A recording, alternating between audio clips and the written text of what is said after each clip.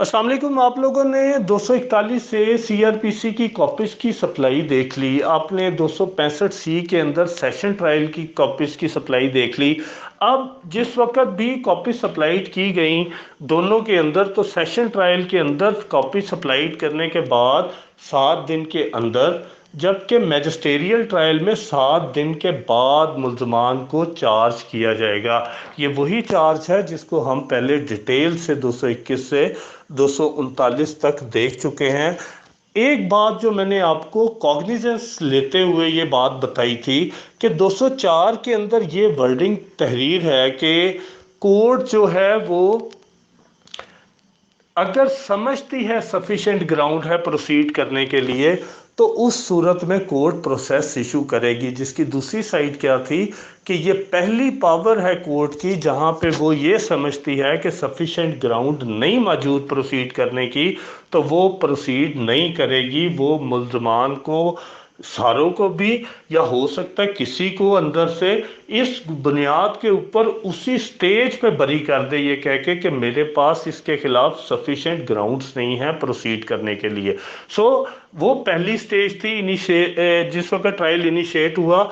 अब जो चार्ज है ये सेकंड स्टेज है, जिस वक्त कोर्ट स्टिल ये समझ सकती है कि मैंने कॉग्निजेंस लेते हुए प्रोसेस तो इशू कर दिया, लेकिन इस वक्त एक्यूज्ड को चार्ज इन ग्राउंड्स पे नहीं किया जा सकता, या ये चार्ज हो ही नहीं सकता।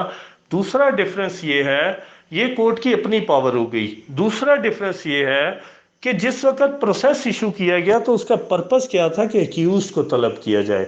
तो अब एक्यूज भी अदालत के सामने खड़ा है जो कि अपनी साइड ऑफ स्टोरी भी सुना सकता है। वो अपने डिफेंस में उसी वक्त इक्विटल एजिटेट भी कर सकता है। वो इन राइटिंग भी ये कह सकता है कि आप इन ग्राउंड्स पे मुझे चार्ज नहीं कर सकते। वो जुबानी भी ये कह सकता है कि मुझे ये ग्राउंड्स अवेलेबल हैं जिसकी वजह से प्रोसिक्यूशन ने गलत प्रोसेस इशू करवा दिया मेरे नाम। मुझे ये ग्राउंड्स अवेलेबल हैं कि आप मुझे चार्ज ना करें। So this is the second power of the court कि वो खुद भी मटेरियल एग्जामिन करेगी, और अगर वो मटेरियल एग्जामिन करने के बाद सोचती है कि एक्यूज को चार्ज इन ग्राउंड्स पे नहीं किया जा सकता, सो वहाँ पे एक्यूज को विदाउट फ्रेमिंग ऑफ चार्ज भी इक्विट किया जा सकता है। अगर एक्यूज की बातों में दम होता है तो उसकी दरख्वास्त पे या उसकी ज़ुबानी बात पे भी उसको जो है वो इक्विट किया जा सकता है। और ये दोनों बातें आपकी सेशन ट्रायल के अंदर भी अवेलेबल हैं और आपकी मैजिस्टेरियल ट्रायल के अंदर भी अवेलेबल हैं। अब बहुत बड़ा डिफरेंस सेशन ट्रायल के अंदर चार्ज फ्रेम करते हुए और आपका मैजिस्टेरियल ट्रायल के अंदर चार्ज फ्रेम करते हुए, अगर आप दोनों की टेक्स्ट पढ़ें, 242 की टेक्स्ट फॉर मैजिस्टेरियल ट्रायल और 265 डी की जो टेक्स्ट है फॉर सेशन ट्रायल, तो आप उसमें देखेंगे कि सबसे पहले जो मैजिस्टेरियल ट्रायल है उसके अंदर वर्ड यूज़ किया गया है कि जब भी एक्यूज अपीयर होता है तो कोर्ट उसको फॉर्मली चार्ज करेगी। अब फॉर्मल चार्ज आपको वर्ड 265 डी के अंदर नहीं मिलता।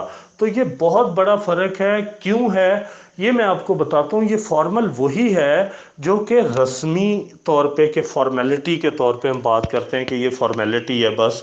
तो ये भी एक फॉर्मल चार्ज है, और रीज़न ये है जो मैं बार बार आपको बताता हूँ कि मैजिस्टेरियल ट्रायल के पास एक सुई चोरी होने से उसके पास जितने भी ऑफेंसेस हैं उसकी मैक्सिमम सज़ा क्या है, वो 3 साल है। रश ऑफ वर्क भी है। ये वो केसेस हैं जो धड़ाधड़ दर्ज भी हो रहे हैं। वायलेशंस के 188 देख लें, प्राइस कंट्रोल देख लें, हर्ट केसेस देख लें, 379 के केसेस देख लें, 380 के केसेस, ये बल्क में दर्ज हो रहे हैं। और ये जिस वक्त बल्क में दर्ज हो रहे हैं तो ये बात लेजिस्लेचर के ज़हन में भी थी कि ये छोटे ऑफेंस हैं, इनकी तादाद ज़्यादा होगी, जिन कोर्टों के अंदर समात होगी उनके पास भी रश ऑफ वर्क होगा, उनके पास इतना वक्त हो सकता है ना हो कि वो माइन्यूटली हर डॉक्यूमेंट को देख सकें, हर केस फाइल को देख सकें। जैसा कि आप लोग भी विटनेस करते हैं कि कोर्ट्स के अंदर, एक कोर्ट के अंदर, मैजिस्टेरियल कोर्ट के अंदर 100 की काज लिस्ट चल रही है। तो उस काज लिस्ट को भुगता लेना ही बड़ी बात है।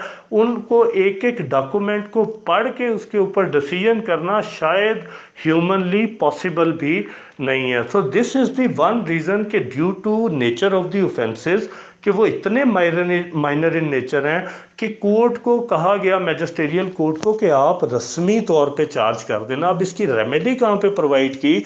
इसकी रेमेडी फिर उन्होंने 249A CRPC के अंदर दी।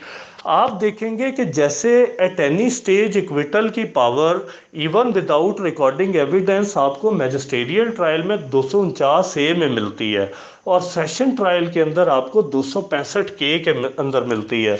249A और 265K का अगर आप फ़र्क पढ़ेंगे तो आपको फ़र्क मिलेगा कि 249A के अंदर दो ग्राउंड्स हैं कोर्ट्स के पास, मैजिस्ट्रियल कोर्ट्स के पास। पहली ग्राउंड उनके पास अवेलेबल है कि चार्ज अगर किसी स्टेज पे भी ग्राउंडलेस हो जाए, और दूसरी स्टेज है कि प्रोबेबिलिटी ऑफ कन्विक्शन ख़त्म हो जाए।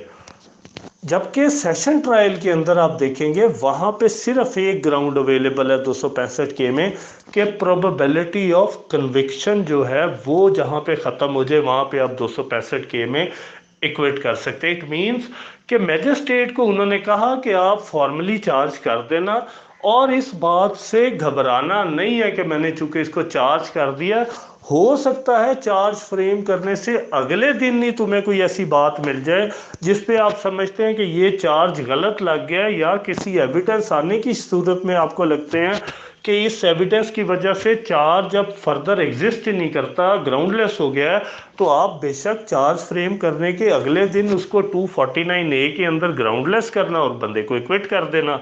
तो ये एक बात लेजिस्लेचर के जेन में होगी, इस वजह से उसने 249A के अंदर ये पावर भी दी। दूसरा आप देखें मैजिस्ट्रियल ट्रायल के अंदर आप नोट करेंगे चार्ज फ्रेम हो जाए, एविडेंस दोनों साइड की रिकॉर्ड हो जाए, तो नेचर ऑफ ऑफेंसेस क्या है? नेचर ऑफ ऑफेंसेस ये हो सकता है आप 3 साल उनका ट्रायल करें, 3 साल के बाद ट्रायल करने के बाद आप सोचें ऑफेंस इतना माइनर है, एक्यूज जो है प्रीवियसली नॉन कन्विक्टेड है और फर्स्ट ऑफेंडर है, गलती हो गई होगी इससे, केस बेशक साबित हो गया, हो सकता है मैजिस्ट्रेट साहब उस केस के अंदर उसको कन्विक्ट तो डिक्लेयर कर दें, लेकिन सज़ा के तौर पे हो सकता है सिर्फ 1000 रुपये जुर्माना कर दें। ये भी पॉसिबल है, उसको एक दिन के लिए जेल भेज दें। तो मैक्सिमम क्या है वहाँ पे जो क्वांटम ऑफ सेंटेंस है ग्रेविटी ऑफ ऑफेंस के साथ चूंकि चलती है, तो इस वजह से अगर किसी पे बकरा चोरी करने का केस है और वो साबित भी हो जाता है टोटल, तो कोर्ट उसको फांसी तो देगी नहीं। ये थोड़ा है कि वो कोर्ट से कन्विक्ट हो गया, हो सकता है उसको एक दिन की भी सजा ना दे और प्रोबेशन कर दी जाए। इसी तरह आप हर्ट केसेस को देखें जो सारे मैजिस्ट्रियल ट्रायल के अंदर 337A से जो ऑनवर्ड्स हैं, A1 to A6 है, फिर आपका F1 to F6 है, उसके अंदर आप देखें कि सबसे ज़्यादा जो टची केसेस हैं सेशन कोर्ट मैजिस्ट्रियल कोर्ट के अंदर वो ये हर्ट केसेस हैं। क्यों? क्योंकि वहाँ पे कोई ना कोई बंदा अपनी नाक पे फ्रैक्चर लेके खड़ा हुआ है, कोई हाथ पे फ्रैक्चर लेके खड़ा हुआ है, कोई कह रहा है मेरा ये ऑर्गन डैमेज हो गया है। इन सारे केसेस की ग्रेविटी के बावजूद लेजिस्लेचर ने वहाँ पे भी 337 एंड 2 PPC दे दिया। अब वो 337 एंड 2 PPC क्या है? वो ये है कि आप पूरा ट्रायल भी कर जाएं और ट्रायल करने के बाद ये साबित भी हो जाए कि मुलज़म ने जो है वो बिल्कुल इसको हर्ट किया है, तो एंड 2 ये कहता है कि आप अर्श या दमान करके ही उसको फारिग कर देना, मीन्स कंपनसेट कर देना जिस बंदे को चोट लगी है, लेकिन उसके अंदर ताज़ीर ना देना। ताज़ीर सिर्फ उस सूरत में देना अगर वो बंदा हैबिचुअल ऑफेंडर है, अगर वो बंदे की ग्रेविटी ऑफ ऑफेंस है, अगर वो प्रीवियसली कन्विक्टेड है। इन सारी सूरतों में अगर तो वाकई ही उसको जो है ये ग्राउंड्स अवेलेबल ना हो तो उस सूरत में बेशक उसको ताज़ीर कर देना, अदरवाइज उसको ताज़ीर में जेल नहीं भेजना, सिर्फ उसको अर्श और दमान करके जिस बंदे को चोट लगी है उसको पैसे दे देना। ये बात लिटिगेंट्स के जेन में भी होती है कि अल्टीमेटली जाहिर है रिप्रेजेंट कौन कर रहा है, उनको वकील कर रहे हैं, वकील उनको गाइड करते हैं। लिहाजा जहां पर भी उनकी एमिकेबल सेटलमेंट होती है वहां पर वो पैसे लेकर अपनी रीजनेबल जो भी कंपनसेशन है, फिर आपके 345 सीआरपीसी के तहत जो ऑफेंसेस कंपाउंडेबल हैं वहां पे जाके वो कंपाउंड करते हैं और कंपाउंड करके उनसे पैसे लेके मामला ख़त्म करते हैं। और कोर्ट भी पाबंद हो जाती है क्योंकि ऑफेंस कंपाउंडेबल है और एग्रीव्ड बंदे ने जिस वक्त अपना जो है वो पैसे ले लिए और उसने आके कहा मैंने इसको अल्लाह वास्ते माफ़ कर दिया, तो चूंकि वो कंपाउंडेबल है तो कोर्ट्स भी पाबंद है कि उस राजी नामे को अप्रिशिएट करें ताकि ये वंस फॉर ऑल उनके दरमियान ये मामलात जो हैं वो सेटल हो जाए। सो ये मैजिस्टेरियल ट्रायल के अंदर ऑफेंसेस जो हैं ये उसका अल्टीमेट जो है वो डिसीजन है। दिस इज़ द रीज़न कि यहाँ पे लेजिस्लेचर ने इतना फोकस नहीं किया चार्ज पे और उसने कहा कि आपने देख लिया, आपको एक्विजिशन ठीक लग रही है, थोड़ा बहुत मटेरियल मौजूद है ट्राई करने के लिए, तो आप उसको रस्मी तौर पे चार्ज कर देना, बाकी जो है वो बाद में देख लेना कि वो ग्राउंडलेस हो जाए तो बेशक 249A में इक्विट कर देना। लेकिन दूसरी साइड पे आप जब देखेंगे सेशन ट्रायल के अंदर तो वहाँ पर बड़ी स्ट्रिक्ट रिक्वायरमेंट है चार्ज फ्रेम करने की, और वहाँ पे कोर्ट को, सेशन कोर्ट को, क्यों, ऑफेंस हीनियस है, सामने खड़ा बंदा है उसको सजाए मौत हो सकती है, उसके अंदर सामने खड़े बंदे को लाइफ इम्प्रिजनमेंट हो सकती है उस केस के अंदर। लिहाजा ये आम बात नहीं है किसी को फांसी दे देना, ये आम बात नहीं है किसी को सारी उम्र के लिए जेल में लाइफ इम्प्रिजनमेंट दे देना। सो यहाँ पर लेजिस्लेचर 265D में सेशन कोर्ट को कह रहा है, वो कह रहा है कि आप सारा मटेरियल एग्जामिन करें पुलिस रिपोर्ट का, अगर कंप्लेंट है तो कंप्लेंट का फिर सारा मटेरियल एग्जामिन करें, और जितने भी डॉक्यूमेंट्स हैं जो प्रोसिक्यूशन ने आपको भेजे हैं उस सारे को एग्जामिन करके ओपिनियन बनाएं अपनी कि क्या ऐसी ग्राउंड्स अवेलेबल हैं कि इसको चार्ज किया जाए या नहीं।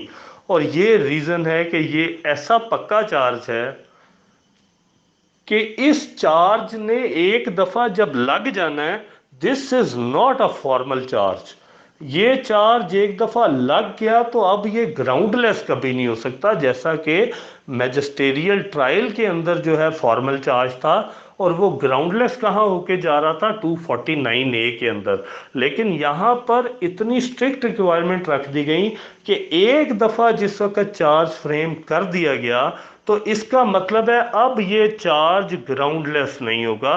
तो ये आपकी 265D के अंदर रिक्वायरमेंट है। सेम बात है कि कोर्ट अगर इन डॉक्यूमेंट्स को एग्जामिन करने के बाद इस नतीजे पे पहुंचती है कि चार्ज फ्रेम करना चाहिए तो एक्यूज को चार्ज फ्रेम किया जाएगा।